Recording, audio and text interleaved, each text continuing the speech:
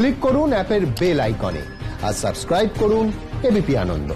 সব সময় থাকুন খবরে। 5 জন সাংসদ, বললাম তো 5 জন সাংসদ যে কোনো মুহূর্তে রিজাইন দিয়ে দেবেন তৃণমূল কাছ থেকে। সৌগত রায় ওই ক্যামেরার সামনে তৃণমূল করেন, মমতা ব্যানার্জি বার্তা নাকি উনি পৌঁছাবার চেষ্টা করছেন শুভেন্দু অধিকারীর কাছে, কিন্তু ক্যামেরা সরিয়ে দিলে এই শওকত রায় সেই তার মধ্যে নাম লিখিয়ে নেবেন।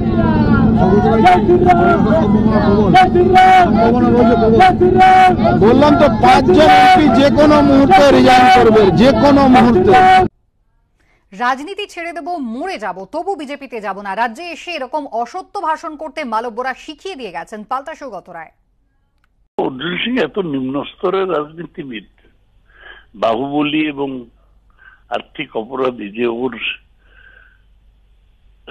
বক্তব্যের প্রতিক্রিয়া দেওয়াও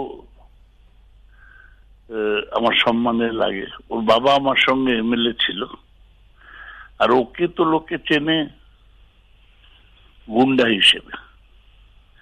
আর আমার কথা আমি বলতে পারি যে বিজেপিকে আমি অত্যন্ত সাম্প্রদায়িক দল মনে করি। আমি রাজনীতি ছেড়ে দেব, মরে যাব, বিজেপিতে যোগদান করব না। এটা হচ্ছে অর্জুন সিংদের ডিসইনফরমেশন ক্যাম্পেইন।